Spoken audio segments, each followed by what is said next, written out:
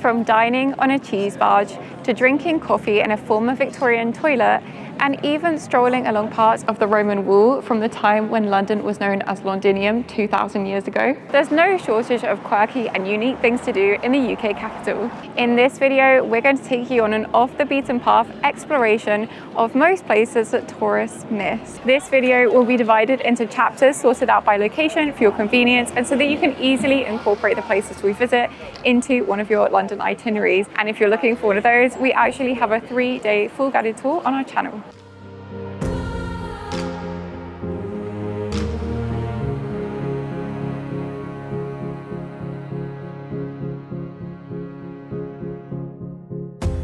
Paddington is situated in West London and is best known for its proximity to Hyde Park and its big bustling station, which sees over 66 million annual entries and exits. Despite being a district with so much thoroughfare, there are a few hidden gems that are a bit off the beaten path, which we'll run through now.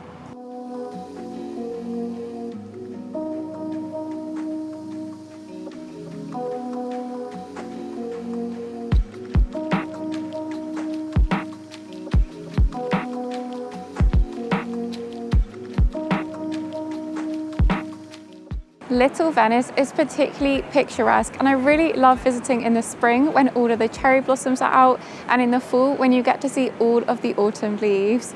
Like many of these Venice type names, no one actually knows the origin of Little Venice. However, it was probably coined at some time in the 19th century because of its resemblance to Venice, with all of the beautiful canals and canal-side houses. The area grew to particular prominence during the 19th century when lots of canals were built, as this was a main way to transport goods in and out of London. During Victorian times, writers, artists and other creatives moved to the area. Today, Little Venice is still associated with lots of big names, including Jennifer Saunders, Kate Moss and Robbie Williams.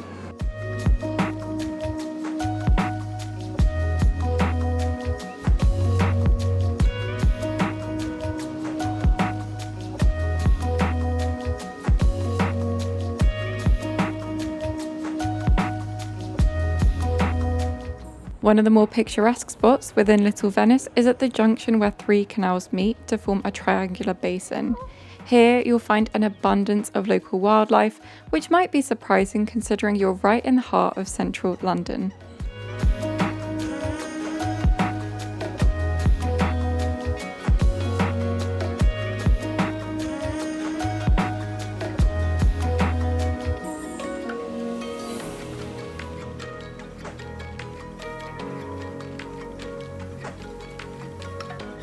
One of the more unique boats in the area is the puppet barge, which has been entertaining younger visitors to Little Venice for over 30 years.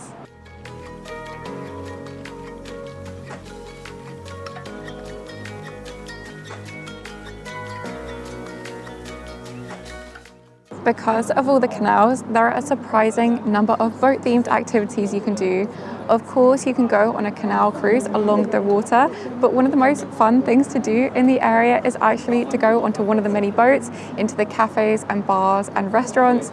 We're currently on the cheese barge, which offers up small plates of British cheese.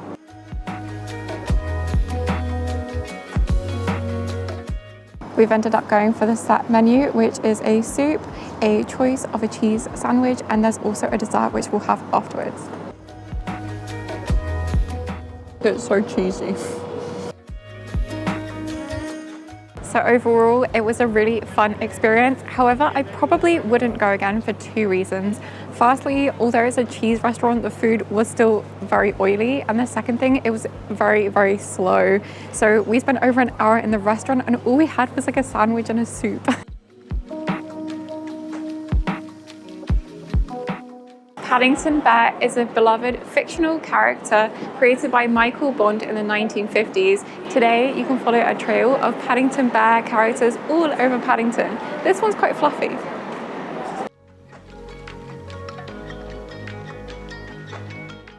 This Paddington Bear statue can be found on platform 1 of Paddington Station. It has a pretty special place in the story of Paddington Bear because this is where the little bear was first found by Mr. and Mrs. Brown. It was actually unveiled to the public in 2000 by Michael Bond.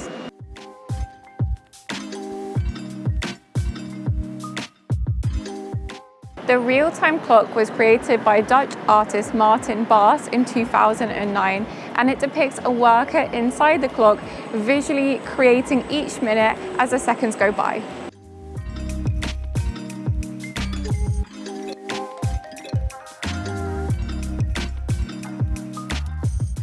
We've just arrived at the floating pocket park to relax for a bit, which is why I picked up this matcha. Now, the really interesting thing, apart from the fact that the park floats, is the bridge we're on at the moment actually lifts up a few times a week to present a fan shape.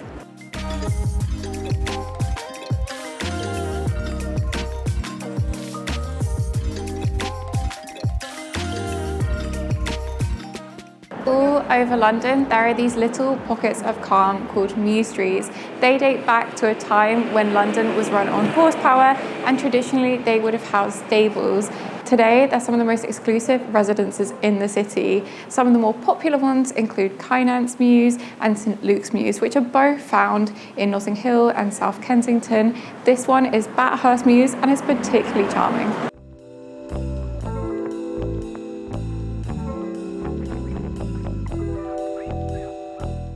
So something I didn't realise about this particular Mews Street is that it's actually still home to a stables where you can see some horses.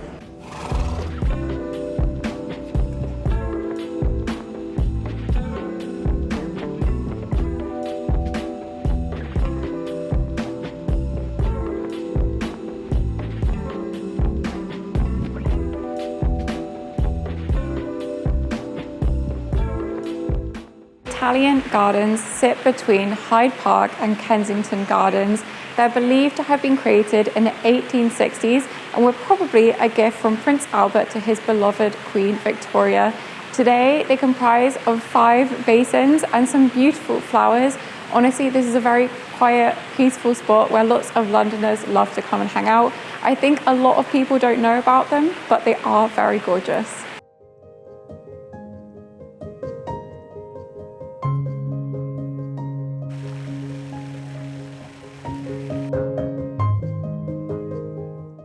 While there's no bad time to visit the gardens per se, the best time to visit is probably during the late spring when an abundance of flowers can be enjoyed.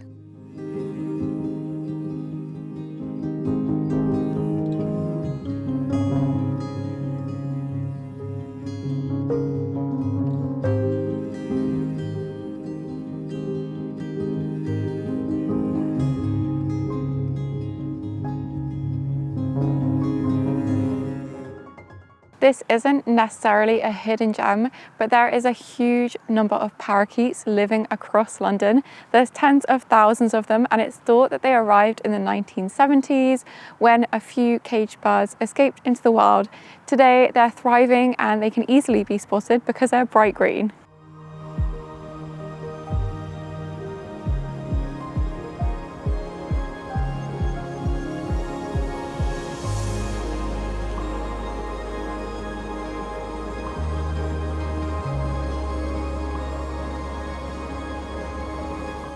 This is Reformer's tree, and once upon a time an oak tree would have stood here on site, and this is where members of the Reformers League who were campaigning for the right for all men to vote would have gathered and protested. In 1866 the tree was burnt down and the remaining stump became a notice board of sorts, and here people would gather as this had become a symbol for the right to protest and the right to gather. In 1872, following an Act of Parliament, Speaker's Corner was established on the corner of Hyde Park. This meant that anyone could talk about anything they wanted as long as they refrained from using obscene language. This place doesn't look like much, but this is Tyburn Tree, which is where Tyburn Gallows was situated, and this was the main execution point in London from the 16th to 18th centuries. Today, we're really close to the Marble Arch tube station, Oxford Street, and to be honest, right now, we're in the middle of a crossing in a busy street. But yeah, the plaque denotes the place.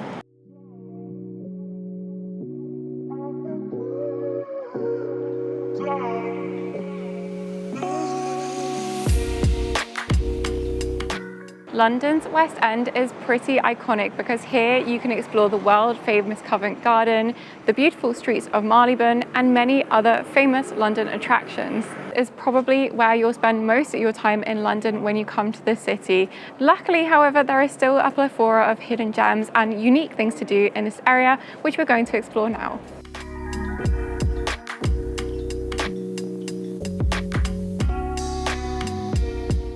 Just because you're going in an underground passage to cross the street doesn't mean it doesn't have to be fun. This is the Wonder Pass and it's full of local historical facts and little miniature artworks. It's also a bit of a hidden gem because most people just use the level crossings to cross the street, and so there's hardly anyone else here.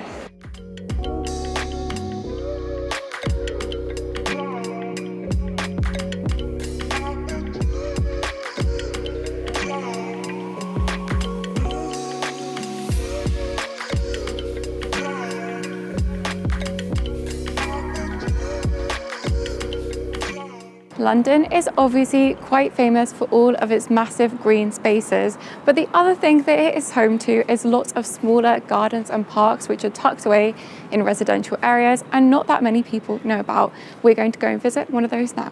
The Garden of Rest commemorates a church which was on site on Marylebone Road that was sadly very damaged by the Blitz. Unfortunately, the money wasn't around at the time in order to restore the church, and so in 1949 it was demolished. Today, this lovely, quiet, peaceful park is dedicated to the graveyard and church that once stood on site. You can even see some of the former gravestones lining the corners of the park.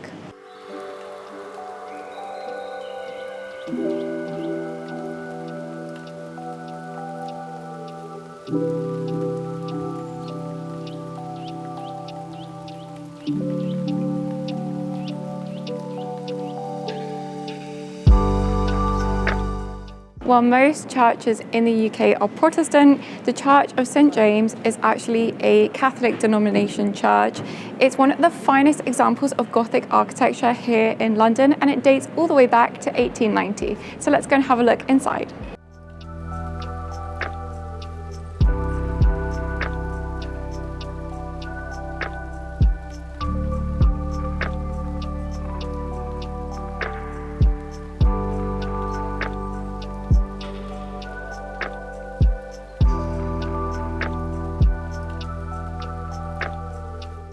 I've probably mentioned this in a few videos before, but this is one of my favorite museums in London, and I consider it a bit of a hidden gem because not that many people know about it. This is the Wallace collection and it's housed within Hertford House.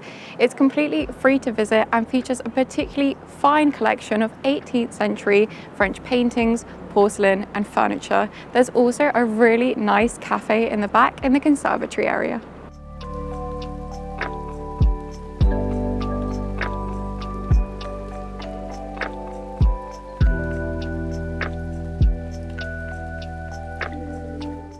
The centre of London is peppered with mews streets, but one of my personal favourites is this one, which is Wimpole Mews. Unfortunately, there is a bit of construction here right now, but the street remains lovely and calm.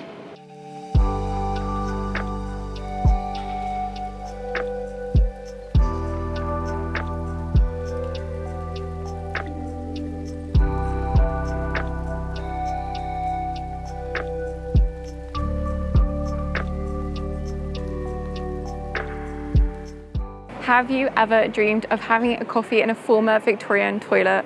Well, that's the exact experience you'll get if you head to a Tenant Coffee in Fitzrovia. There's a few branches across the city, but the one in this area specifically is housed within a former men's urinals.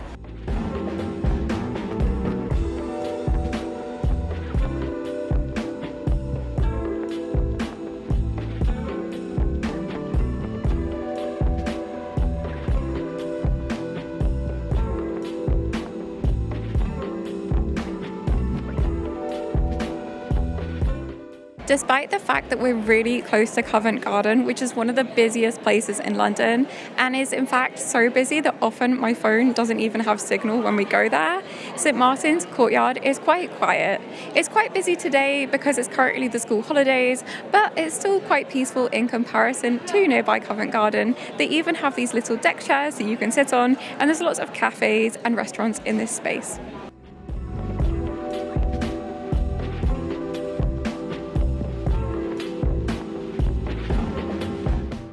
You may well already know this, but London is one of the most surveilled cities in the world, and all of the CCTV cameras actually started to become installed in the 1990s, and at that time there were lots and lots of protests against them. Well, one artist named Rick Buckley decided to take matters into his own hands, and in 1997 he took plaster casts of his own nose and installed them in the most unusual places all over the city. He didn't publicize this, but gradually authorities started to take the noses down. At one point, there were over 30 of them. Today, there are just the 7 Soho noses that survive, and the legend goes that if you manage to find all of them, then you'll be rewarded with great prosperity. We actually managed to find one earlier, and to be honest, it was very hidden on the side of a very narrow side street, so we're very lucky to have spotted it. I'm not sure we have time to find all 7.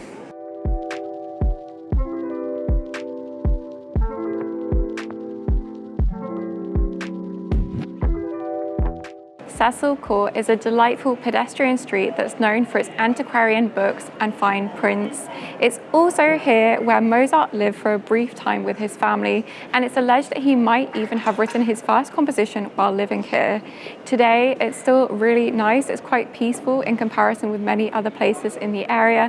And another alleged thing is that there's a Harry Potter connection, because many tour guides say that this is what inspired J.K. Rowling to create Diagon Alley. Of course, there's no way for us to know exactly what inspired her, but it's a very nice street to visit nonetheless.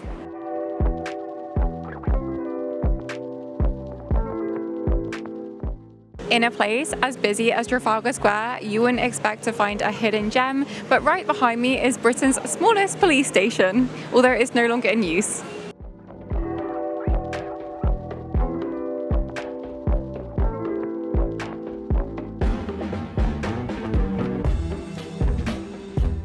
Popcorn is literally my favorite food, and so when I saw that there was a shop right near Covent Garden that sells only popcorn in lots of different flavors, I knew we had to go. It's called Godfrey's, and I think it's quite new, but there are lots of delicious flavors. I asked the person inside what are the most popular flavors, and she told me caramel, closely followed by Biscoff. We ended up getting a mixed bag of caramel and butter, so let's try it. The butter one. It's really good. I think it's worth the high price. And now the caramel. Honestly, I think that's one of the best caramel popcorns I've ever had, which is quite good considering it's quite pricey. Holborn is known for its ties to the legal sector and its beautiful green spaces. Although it's right next to Covent Garden, it's much quieter and peaceful, and that means it's home to numerous hidden gems.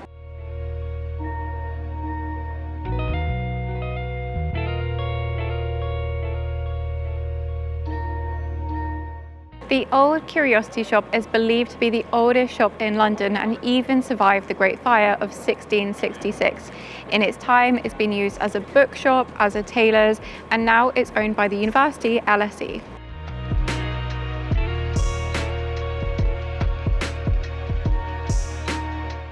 The World Upside Down is a 2019 creation, and it shows the globe inverse to how we usually see it. Obviously, it's not actually upside down because of how gravity works and everything. The other thing to note about this artwork is the names haven't been changed since 2019, which has proved to be quite controversial among many of the students.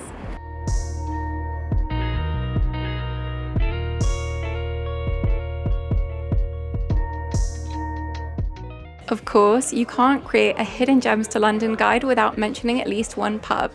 This is one of my personal favourites. It's called the City of York, and it looks really, really old inside. The truth is that there has probably been a pub in situ since the 15th century, though much of what you see today was actually cobbled together in the 1920s using parts of older buildings.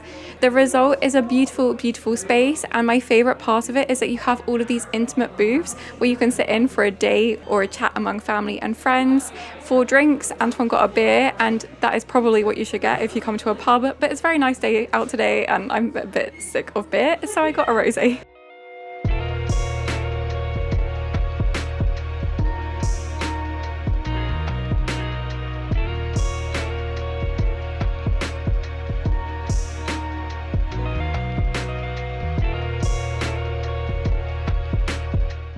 We've just arrived in Star Yard in order to see a rather unusual leftover from Victorian London. This is a pissoir, which was a men's urinal. They were first introduced in Paris in the 1830s in order to stop men from relieving themselves on the street before spreading all over Europe. The first one in the UK was in Glasgow in 1850, and this one was installed in 1851. It's no longer in use, but you can still see this leftover from Victorian times in the middle of the street. There are two rather unique things to know about this particular pissoir. The first is that it's one of the only ones in the UK to have a royal coat of arms on it. And the second is that now it's actually owned by the house opposite and is used as storage.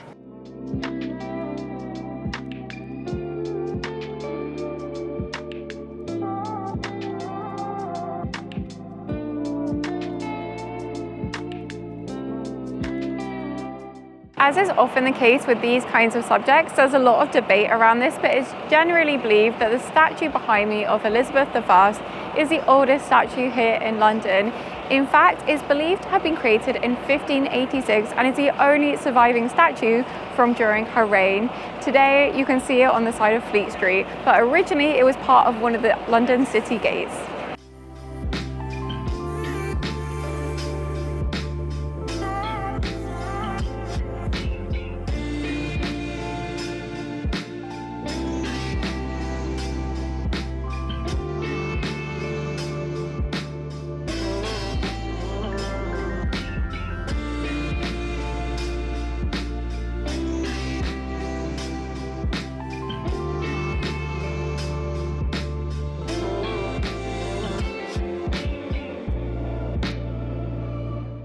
This is Holborn Viaduct, and it's a spectacular Victorian road bridge which dates back to 1869.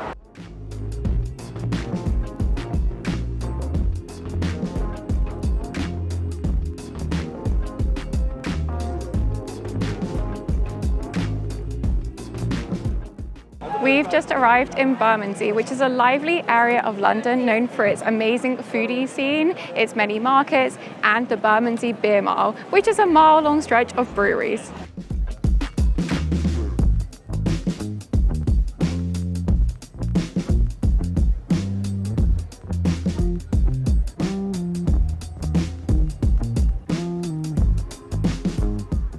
Maltby Market is a weekly pop-up street market which takes place on Maltby Street underneath the rail tracks. Although it's a bit less of a hidden gem than some of the other things we're showing you, it's definitely more of a hidden gem than nearby Borough Market, which is always busy.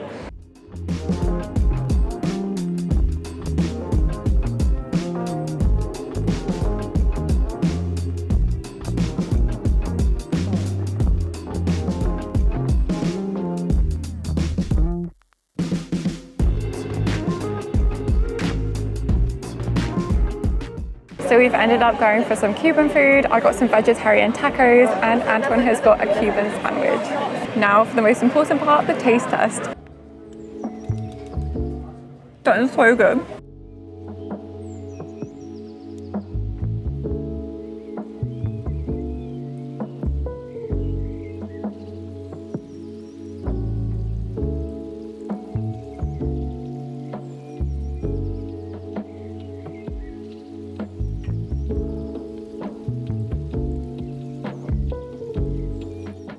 So finally, that was quite good value for money. The Cuban sandwich was $11.50 and the tacos were also $11.50. Now on to our next destination.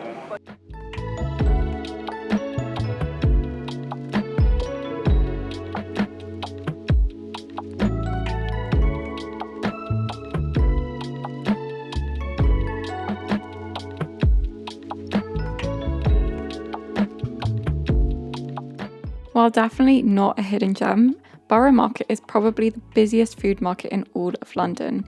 It's also the oldest, as there's been a market in some form or another on site since the 12th century. Despite the fact that we're currently on Bankside, which is one of the busiest pedestrian walkways here in London alongside the Thames, this is one hidden gem that's often overlooked by visitors. This is the Ferryman's Sea, and it's thought that it has ancient origins. You see, hundreds of years ago, there weren't actually bridges crossing the Thames, and so in order to get across, Londoners would have to pay a ferryman to take them either side of the River Thames. Obviously, that's no longer the case today, but it's thought that in those times, this seat served for the ferryman to rest for a little while before he started ferrying customers back and forth.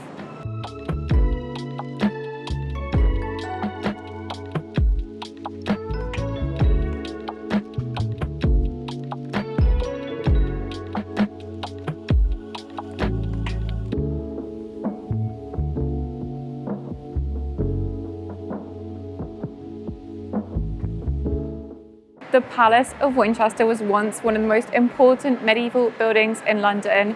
It dates back to the early 13th century when it was built for the really powerful bishops of Winchester. Unfortunately, it largely burned down in 1814, and what you can see behind me is all that remains. It's actually a bit of a hidden gem of the Borough Market area because a lot of people go past it every day without even noticing it. However, it's really beautiful. There is a little garden inside, which unfortunately you can't really access as a member of the public, but you can still snap some nice photos of.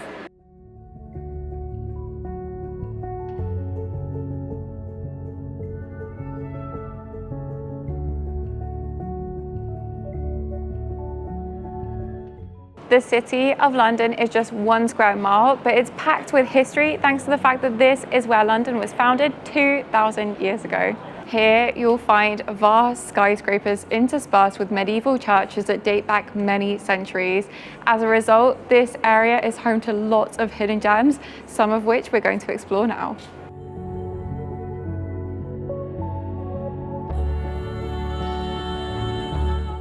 Right behind me is the Church of All Hallows by the Tower. This is allegedly the oldest church in the City of London and probably dates all the way back to 675.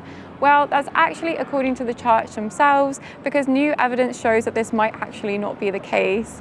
In any case, it is very old and it survived the Great Fire of London of 1666, though it was badly damaged during the Blitz of World War II. Today, you can go inside and see the crypt and the rest of the church for free.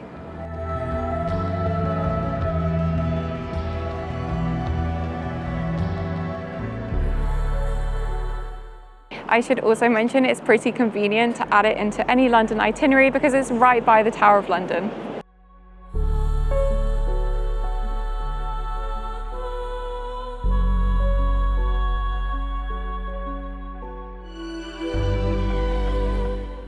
This is the London Stone and it's the oldest monument in London. No one's actually sure of the origins of this stone, but it's thought that it was called the London Stone as early as the 12th century, which means that it's very old. It probably has Roman origins.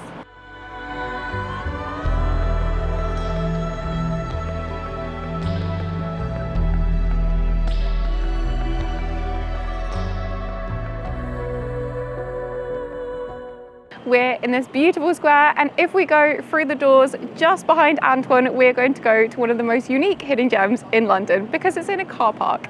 Let's go. Gosh, this is not what I expected. I hope it's worth it. We've made it down here. It's very chilly. There's hardly any cars parked here, so I'm not sure if it's because it's expensive or it's because it's the weekend, but right behind me is a slice of the London Roman walls. These would once have encircled Roman Londinium. Today, there's hardly any of them remaining. And if you know anything about history in the UK, then as time wore on, layers upon layers would be built up over the centuries. And so Roman London is actually below street level, which is why we're in this underground car park.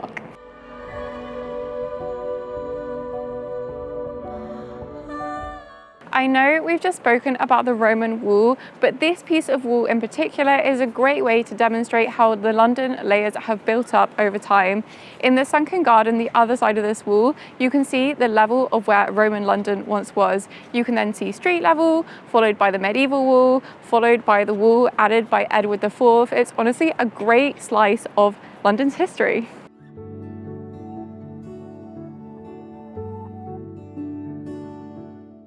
London has a lot of bombed out churches that have since been transformed into beautiful green spaces.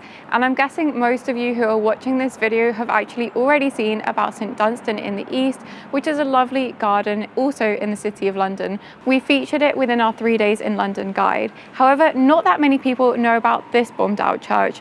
This is all that remains of the Church of Elsing Spital Hospital, which was a medieval hospital of the city of London. Today, you can just see a few ruins and it's really close to the old Roman wall.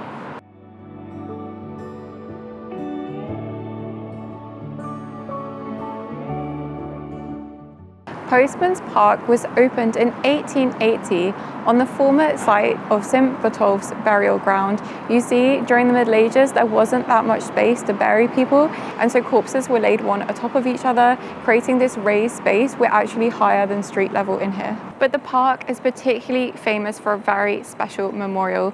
In 1900, George Frederick Watt created a memorial for heroic self-sacrifice.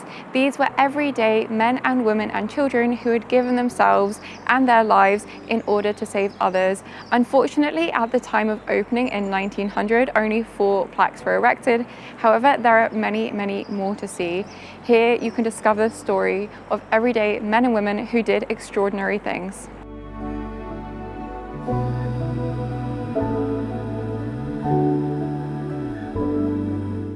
This park is a really calm and serene space, and I invite you to spend at least half an hour here because it's very quiet and peaceful, and you need the time to be able to read and absorb all of the stories of the people memorialized here, because some of their stories are really heartbreaking.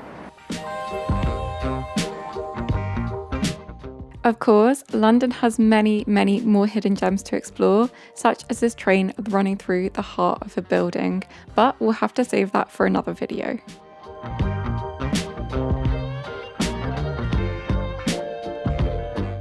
Thank you for watching, and don't forget to like and subscribe, because if you enjoyed this London video, then you'll probably enjoy this one too.